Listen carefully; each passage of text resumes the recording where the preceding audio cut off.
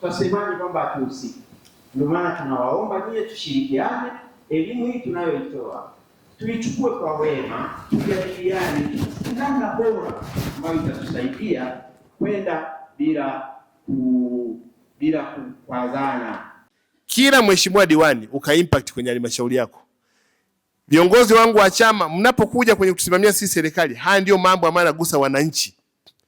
Na mwananchi akishaelimishwa anakuwa ni mdau namba moja. Akishajua tu kwamba kwa kweli hapa mimi nimekosea. Lakini unamwambia kabisa hii ni rumbesa, huyu mwenzako anayenunua anapata faida mara mbili. Na ndio tukaanza kuona wale wananchi ambao anachukua gunia na gunia anaunganisha katikati. Alafu anauza laki. Mwenzako akifika Dar es Salaam pale soko la Mahakama ya Ndizi anakata katikati ile gunia. Tayari ameshapata magunia mawili. Kwa hiyo kuna rumbesa zingine hapa ambazo wananchi wanazitengeneza wao wenyewe, zinawaingiza kwenye hasara. Amelima viazi, ameweka milioni 2 kwenye eka moja, amepata gunia 100, ameuza kwa shilingi 30,000. Kumbe yule mwenzake amefaidika. Amechukua mzigo ambao ni mara 2.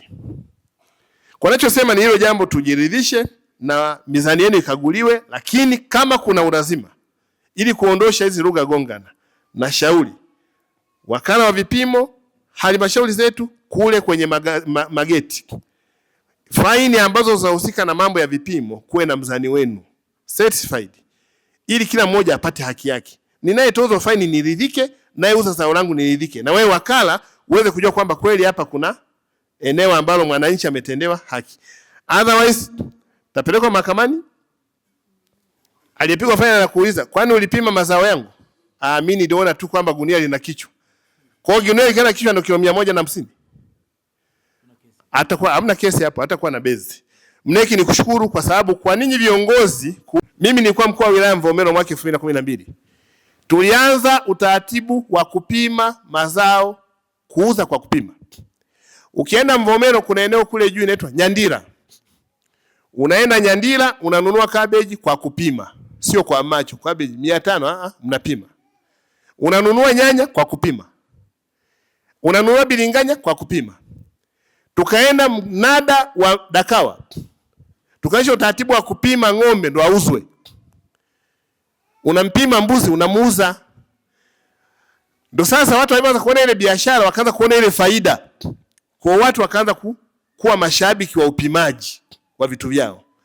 Kwa sababu mnunuzi, mimi nilipokuwa mdogo shule ya msingi, nilikuwa naenda mnadani.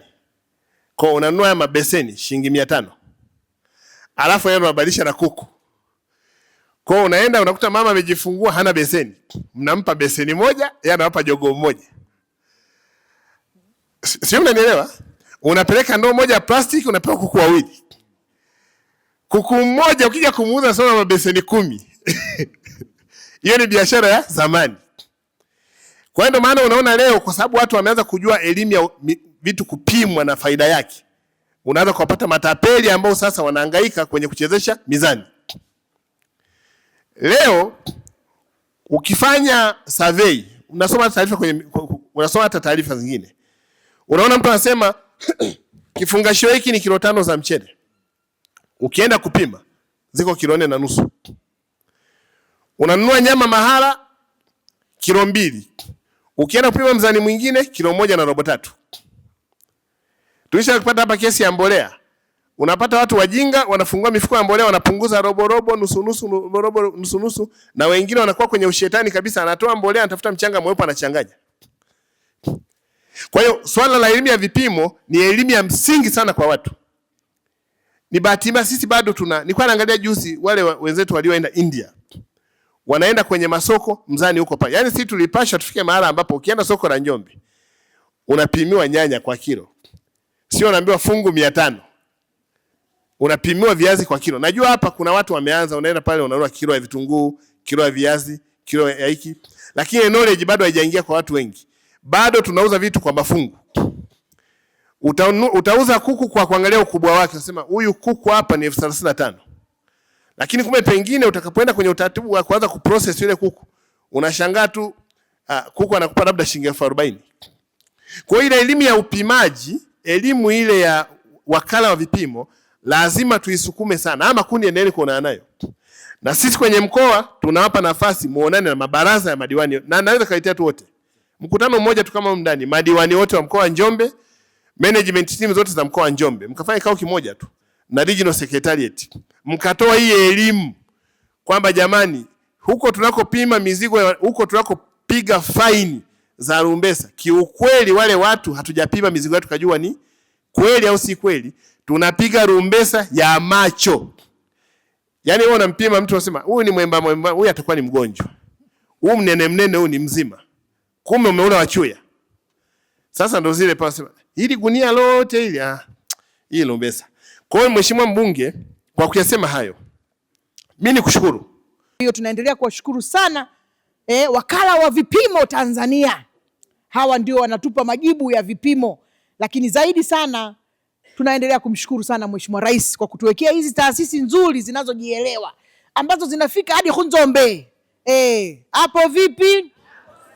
Tumeleta mafunzo haya hapa Njombe, ni lengo kubwa, ni moja kati ya jukumu la wakala vipimo ni kutoa elimu ya vipimo nchi nzima, sio hapa tu, nchi nzima. Kwa hiyo leo tumekuja hapa specifically kuelimisha wakulima, wafanyabiashara, viongozi na wadau wote wa vipimo. Kwa hiyo tunataka waelewe kwa uzuri zaidi swala hili ambalo kinacholimwa hapa Njombe ni mazao kama vitunguu, viazi ambao vyote vina rumbesa. Kwa hiyo tumekuja kutoa elimu ya rumbesa ili waelewe tafsiri ya rumbesa. Uhakika uliokuwepo wakala wa vipimo wamekuja kwa wakati muafaka na uhakika wa 100%. Hili litakuwa ni jambo la ukombozi la baina ya wafanyabiashara na wakulima. Wakulima watatambua kwamba hawanyonywi wala hakuna rumbesa pale ambapo wakala wa vipimo watapoamua kuweka mizani na kupima kila gunia ili kujiridhisha, je, gunia linafika kilo 105? Kwa sababu swala sio kununua kwa kutumia kipimo, yani kwenda shamba kununua viazi kwa kilo. Hapana, swala lile gunia lenyewe linalopimwa linafika kilo 105. Kama halifiki, sio rumbesa. Viazi vyote vinavyopimwa, tena sio halmashauri ya Njombe. Ukienda Tarakea wanatutoza faini 200,000 pale getini Kenya, geti la Tarakea na upande wa Kenya na Tanzania. Upande wa Tanzania wanatutoza 200,000 faini. Na pale pale kuna ofisi ya wakala wa vipimo. Sisi wafanyabiashara tunapinga hilo. Tunawaambia wekeni mizani tupime. Sasa wao wanapima kwa kutumia macho, ambalo sio jambo sahihi.